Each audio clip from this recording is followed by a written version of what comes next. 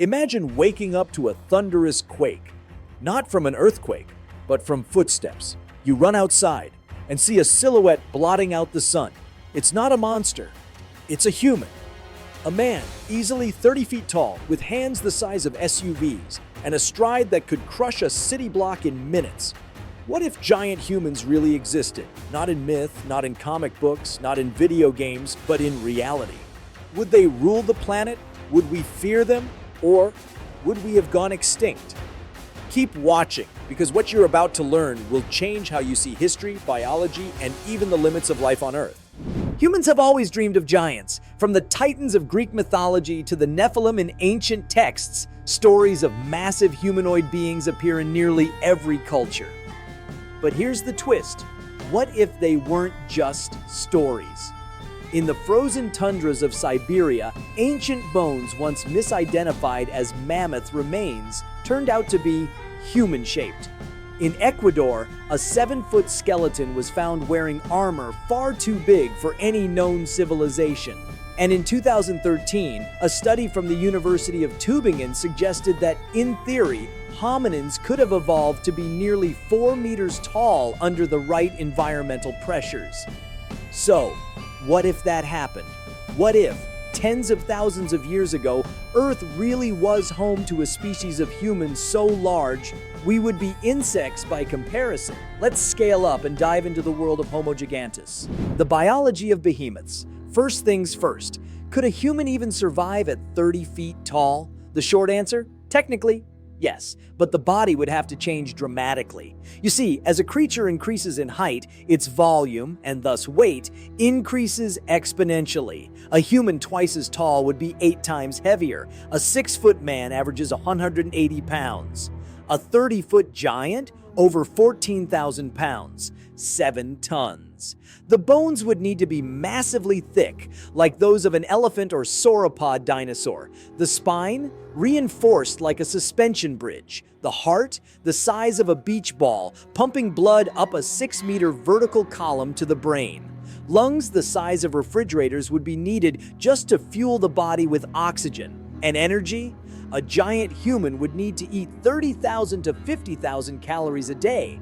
That's roughly the diet of a full-grown sperm whale, and just walking would shake the ground. A single footstep could exert over 100,000 newtons of force, enough to cave in a small house.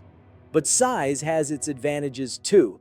A giant's skin would be thicker than a rhino's, its fists could crush a car, and its vision, from 2 stories up, would span miles.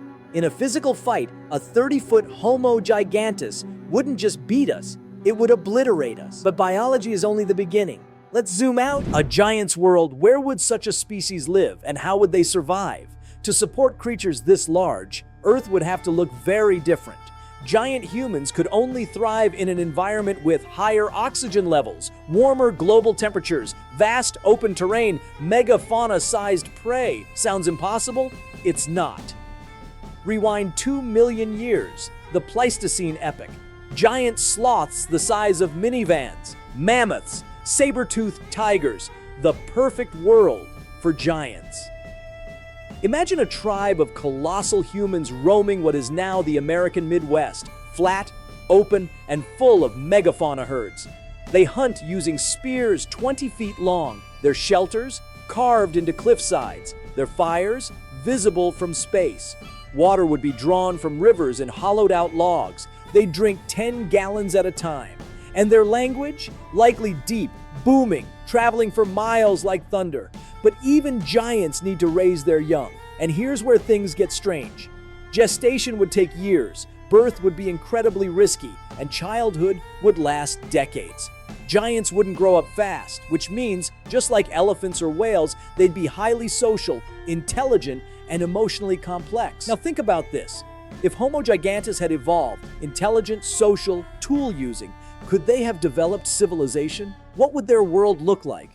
Civilization at 30 feet tall. Let's picture it. Cities built into mountainsides, homes taller than redwoods, stone tools the size of surfboards. But forget phones, forget cars. A giant doesn't need transportation, they can walk 50 miles a day. Instead of writing on paper, they might etch stories into cliff walls. Their art would be visible from the sky, and their technology, slow, deliberate, but powerful. A single hammer blow from a giant could flatten stone. They could build pyramids in weeks, not decades. Their temples would dwarf the Parthenon. Their music, made with wind instruments the length of buses, would rumble across continents. But what about us, Homo sapiens? In this alternate timeline, regular-sized humans might live like squirrels compared to giants. We'd scavenge their leftovers, avoid their territories, maybe even worship them. And here's a chilling thought. Would they see us as people or pests? It all depends on one thing: what happens when civilizations collide? Clash of the species. It's 12,000 years ago. Humans are spreading fast, smarter, faster breeding, more adaptable. But suddenly, we run into them. Giants. How does that end? Best case scenario? Cooperation. We learn from each other. Giants protect human communities. We share tools and trade. But worst case? War. A single giant warrior could defeat an army. Their arrows would be the size of telephone poles, their walls impenetrable. But we have something they don't. Numbers, ingenuity, language, firearms, eventually. Over centuries, human numbers could overwhelm even the most powerful giants. We'd steal their lands, poison their water, set traps, and maybe wipe them out. Sound familiar? It's exactly what we did to mammoths, giant ground sloths, and Neanderthals. Homo sapiens is the deadliest species Earth has ever produced. And maybe, just maybe, giants once learned that too late. Fossils, myths, and evidence? So, why don't we have proof? What if I told you we might? In the 1800s, newspapers across North America reported giant skeletons found in burial mounds. Some claimed to measure over 12 feet tall. In 1912, workers digging near Lake Delavan, Wisconsin, unearthed 18 massive human skeletons. The Smithsonian collected them, and then nothing. Are these hoaxes, misidentified animal bones? Maybe. But in 2007, geneticists discovered a rare mutation in the AIP gene linked to gigantism. It's been found in populations in Ireland, Pakistan, and Brazil. Some researchers believe it traces back to a single common ancestor, possibly an ancient lineage of oversized humans. Myth, mutation, or a buried history we've refused to acknowledge? Even today, tribes like the Paiutes, Zulu, and Norse speak of giant ancestors, some benevolent, some monstrous. Were these just tall tales, or faded memories of beings we once walked beside?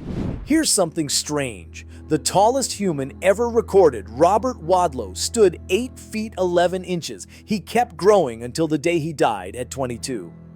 But get this, his bone density was normal. His body just never stopped following the growth signals. Now imagine if evolution selected for that, not a disorder, but a trait. Generation after generation, stronger, taller, more massive. Over 100,000 years, you don't just get a tall man, you get a new species.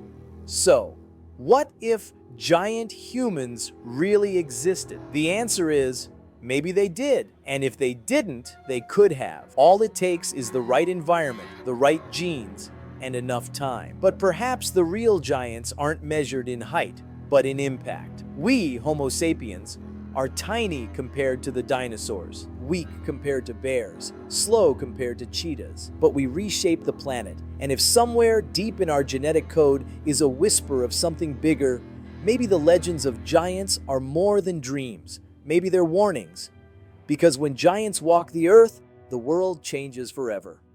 This has been Extinct Zoo. Don't forget to like, subscribe, and leave a comment below. Would you want to live in a world with 30-foot humans? Or would you rather keep them locked in legend? Stay curious, stay wild, and we'll see you in the next extinction.